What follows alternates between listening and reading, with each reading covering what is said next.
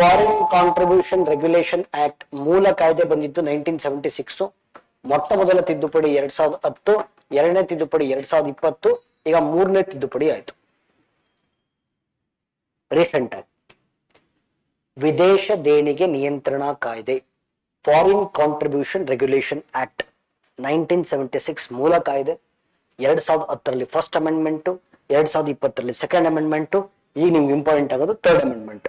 Okay, ಏನಿದು ಈಗ ನೀವು ವಿಚಾರ ಮಾಡಿ. ಭಾರತದ ಕಂಪನಿಗಳಿಗೆ, ಕಂಪನಿಗಳಿಗೆ, ಸಂಘ ಸಂಸ್ಥೆಗಳಿಗೆ, NGOಗಳಿಗೆ, ಮಠ ಮಂದಿರ ದೇವಸ್ಥಾನಗಳಿಗೆ ಫಾರಿನ್ ಫಂಡಿಂಗ್ ಬರ್ತಿದೆ ಅಂತಂದ್ರೆ ಅದು ಒಳ್ಳೇದ ಕೆಟ್ಟದ? ಎರಡೂ ಇರ್ಬೋದು. ಓಕೆ ನೋಡಿ, yes or no. For example sir ವಿಚಾರ ಮಾಡಿ, ಇವತ್ತು ಕೇಂದ್ರ ಸರ್ಕಾರದಲ್ಲಿ ಬಿಜೆಪಿ ಇದೆ ಅನ್ನೋ ಕಾರಣಕ್ಕೆ, ಅಪ್ಪಿ ತಪ್ಪಿ ಚೈನಾ ಕಾಂಗ್ರೆಸ್ನ ಫಂಡ್ ಮಾಡಿದ್ರೆ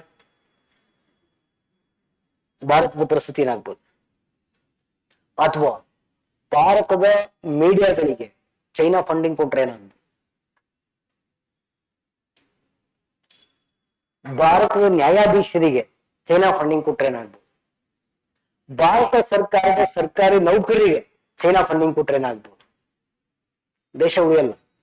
ಹಾಗಾಗಿ ನೋಡಿ, ವಿದೇಶದಿಂದ ಏನು ಹಣ ಬರುತ್ತೋ, ಪ್ಲೀಸ್, ವಿದೇಶದಿಂದ ಏನು ಹಣ ಬರುತ್ತೋ ಅವೆಲ್ಲವನ್ನ ರೆಗ್ಯುಲೇಟ್ ಮಾಡಬೇಕು, ನಿಯಂತ್ರಿಸುವಂತ ಕಾಯ್ದೆ FCRA ಕಾಯ್ದೆ, foreign contribution regulation act.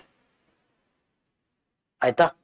Foreign funding ಅನ್ನು ಪಡೆಯುವಂತ ಸಂಸ್ಥೆಗಳು, ಸರ್ಕಾರೇತರ ಸಂಸ್ಥೆಗಳು, NGOಗಳು, ಮಠ ಮಂದಿರ ದೇವಸ್ಥಾನಗಳು, ಚಾರಿಟಿ ಆರ್ಗನೈಸೇಷನ್, ದಾನ ಧರ್ಮ ಸಂಸ್ಥೆಗಳು, ಯಾರಿಗೇ ಆಗ್ಲಿ ದುಡ್ಡು ಬರಬೇಕು ಅಂದ್ರೆ ಸರ್ಕಾರವನ್ನು ಕಣ್ಣಿಟ್ಟಿರುತ್ತೆ.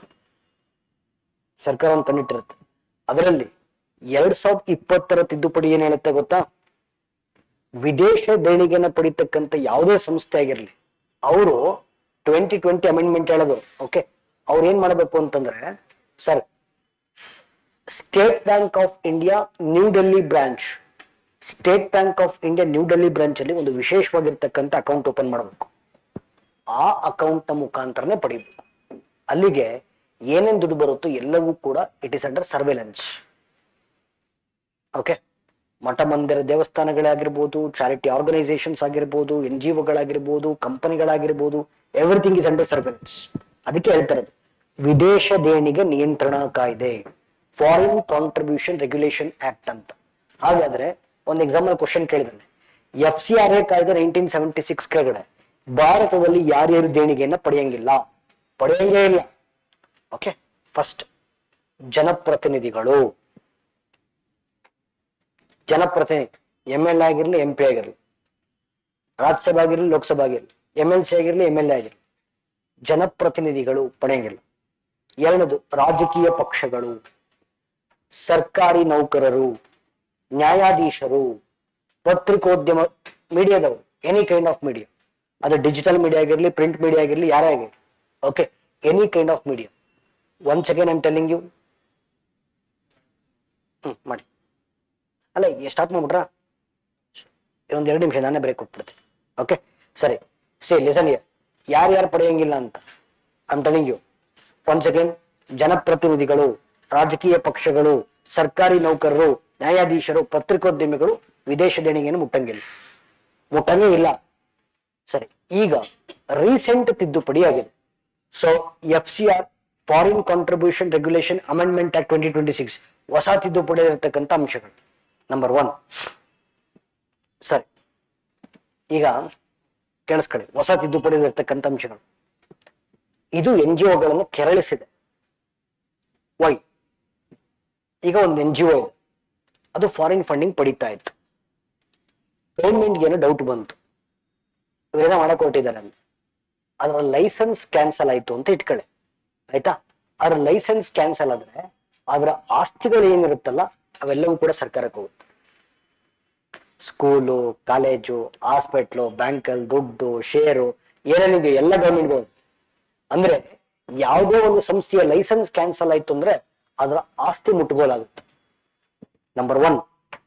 ಎರಡನೇದು, ಪ್ರತಿ ವರ್ಷ NGO ಗೌರ್ಮೆಂಟ್ ಹತ್ರ ರಿನ್ಯೂ ಮಾಡ್ಕೊಂತಾರೆ. ರಿನ್ಯೂವಲ್ ಮಾಡ್ತಾ ಇರಬೇಕು ಲೈಸೆನ್ಸ್ ನ. ಓಕೆ, ರಿನ್ಯೂವಲ್ ಮಾಡೋದು ಇದು ಬರೀ ನಾಗರಾಜ ರಿನ್ಯೂವಲ್ ಮಾಡಿಲ್ಲ ಅಂತ ಇಟ್ಕೊಳ್ಳೋಣ. ರಿನ್ಯೂವಲ್ ಮಾಡಿಲ್ಲ ಅಂದ್ರೆ ಅರ್ಥ ಆಟೋಮೆಟಿಕಲಿ ಲೈಸೆನ್ಸ್ ನಿಂತೋಗಿದೆ ಅಂತ. ಎರಡು. ಮೂರನೇದು ಕೇಳಿಸ್ಕೊಳ್ಳಿ, ಈಗ ಯಾವ್ದೋ ಒಂದು NGO ಫಂಡಿಂಗ್ ಬಡೀತಾ ಇದೆ, ಏನೋ ಮಾಡ್ತಾ ಇದಾರೆ ಹೆಚ್ಚು ಕಮ್ಮಿ, ಆಯ್ತಾ. ದುರುದ್ದೇಶಗಳು 100 ಇರ್ತಾವ. ಓಕೆ, ಫಾರಿನ್ ಫಂಡಿಂಗ್ ತಗಂತಿರ್ತಾರೆ ಅಂದ್ರೆ ಇಲ್ಲಿ ಏನೋ ಧರ್ಮ ಚೇಂಜ್ ಮಾಡೋದು, ಮತಾಂತರ, ಮತಾಂತರ ಈ ತರದಕ್ಕೆ ಎಸರ್ ನೋ ಫಾರಿನ್ ಫಂಡಿಂಗ್ ಬರೋದೇ ಇರ್ತದಕ್ಕೆ ಆಯ್ತು. ಅಪ್ಪಿ ತಪ್ಪಿ ಏನಾದ್ರು ಸರ್ಕಾರ ಡೌಟ್ ಬಂತು ಅಂತ ಇಟ್ಕಾಗ ಫಾರಿನ್ ಫಂಡಿಂಗ್ ತೆಗೆದು ಇಲ್ಲೇನೋ ಬ್ಲಾಕ್ ಏನೋ ಮನಿ ಲಾಂಡ್ರಿಂಗ್ ಈ ತರದ್ದು ಹಂಗ್ ಮಾಡ್ತಿದ್ದಾರೆ ಅಂದ್ರೆ ಸರ್ ಅಲ್ಲಲ್ಲ ಕೇಳಿಲಿ, ಒಂದು ಪ್ಲೀಸ್ ಮಾತಾಡಬೇಡಿ. ಆಫ್ ಆಯ್ತಾ? ಇರ್ಲಿ ಬಿಡು ತೊಂದ್ರೆ. ನಡೀಲಿ. ಯಾವ್ದೋ ಒಂದು ಯಾವ ಒಂದು NGO ಈ ತರ ಕೆಲಸ ಮಾಡ್ತಾ ಇದೆ, ದುರುದ್ದೇಶ ಇಟ್ಕೊಂಡು ಇಲ್ಲೇನೋ ಮಾಡ್ತಾ ಇದೆ ಅಂತ ಇಟ್ಕೊಳ್ಳೋಣ. ಅವಾಗ ಆ ಕಂಪನಿ ಮೇಲೆ ಕೇಸ್ ಆಗಲ್ಲ. ಆ ಕಂಪನಿ ಫೌಂಡರ್ ಯಾರು, ಬೋರ್ಡ್ ಆಫ್ ಡೈರೆಕ್ಟರ್ಸ್ ಯಾರು, ಟ್ರಸ್ಟೀಸ್ ಯಾರು, ಒಮ್ಮೆ ವೈಯಕ್ತಿಕವಾಗಿ ಕೇಸ್ ಆಗುತ್ತೆ. ಅರ್ಥ ಆಗ್ತಿದ್ಯಾ? ಅಂದ್ರೆ ಇಲ್ಲಿ ಕಂಪನಿ ಜವಾಬ್ದಾರಿ ಯಾರ ಮೇಲೆ ಇರುತ್ತೆ? Founder, board of directors, trustees ಮೇಲೆ ಇರುತ್ತೆ.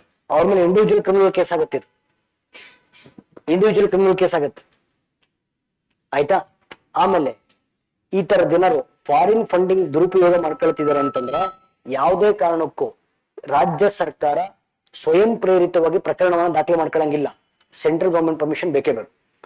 ಅಂದ್ರೆ ನಾನು ಹೇಳ್ತಿರೋದು, ಫಾರಿನ್ ಕಾಂಟ್ರಿಬ್ಯೂಷನ್ ಮಿಸ್ಯೂಸ್ ಮಾಡ್ಕೊಂಡು ಏನೋ ಮಾಡ್ತಿದ್ದಾರೆ ಅಂತಂದ್ರೆ ಲೋಕಲ್ ಪೊಲೀಸು ಕೇಸ್ ಹಾಕಂಗಿಲ್ಲ, ಅಥವಾ ಅವರು ಸ್ವಯಂ ಪ್ರೇರಿತವಾಗಿ ಇನ್ವೆಸ್ಟಿಗೇಷನ್ ಮಾಡಂಗಿಲ್ಲ. ಅವರು ಕೇಂದ್ರ ಸರ್ಕಾರದ ಫಸ್ಟ್ ಗೊತ್ತು ಹೇಳ್ಬೇಕು, ಹೇಳಿ ಪರ್ಮಿಷನ್ ತಗೊಂಡು ಆಮೇಲೆ ಇನ್ವೆಸ್ಟಿಗೇಷನ್ ಶುರು ಮಾಡಬೇಕು. ಇಲ್ಲಾಂದ್ರೆ ಪ್ರಕರಣವನ್ನು ಅವ್ರಿಗೆ ವರ್ಗಾವಣೆ ಮಾಡಬೇಕು. ಆಯ್ತಾ? FCRA ಕಾಯ್ದೆ ಕೆಳಗಡೆ ಯಾರಾದ್ರೂ ಫಾರಿನ್ ಫಂಡಿಂಗ್ ಅನ್ನ ದುರುಪಯೋಗ ಮಾಡ್ಕೊಳಂಗಿದ್ರೆ ಓಕೆ, ಅವ್ರಿಗೆ ಮುಂಚೆ 5 ವರ್ಷ ಜೈಲು ಶಿಕ್ಷೆ ಇತ್ತು, ಅದನ್ನ 1 ವರ್ಷ ಕೇಳಿಸಿದ್ರು. ಇದೊಂದೇ ಒಳ್ಳೆ ಕೆಲಸ ಮಾಡಿರೋದು. 5 ವರ್ಷ ಜೈಲು ಶಿಕ್ಷೆ ಇದ್ದಿದ್ದನ್ನ 1 ವರ್ಷ ಕೇಳಿಸಿದ್ದಾರೆ. ಅದ್ ಬಿಟ್ಟು ಇನ್ನೆಲ್ಲವೂ ಕೂಡ ಭಾರತದಲ್ಲಿ ಕಠಿಣ ಕಾನೂನುಗಳನ್ನು ತರಲಾಗಿದೆ. ವಿದೇಶ ದೇಣಿಗೆಯನ್ನು ಪಡೆಯುವಂತ ಕಂಪನಿಗಳ ಮೇಲೆ ಕಠಿಣ ಕಾನೂನುಗಳನ್ನು ತರಲಾಗಿದೆ. ಇದರ ವಿರುದ್ಧ NGOಗಳೆಲ್ಲ ರೊಚ್ಚಿಗೆದ್ದಿದೆ. ಅರ್ಥ ಆಯ್ತಾ? ಸೊ FCRA ಕಾಯ್ದೆ ನ್ಯೂಸ್.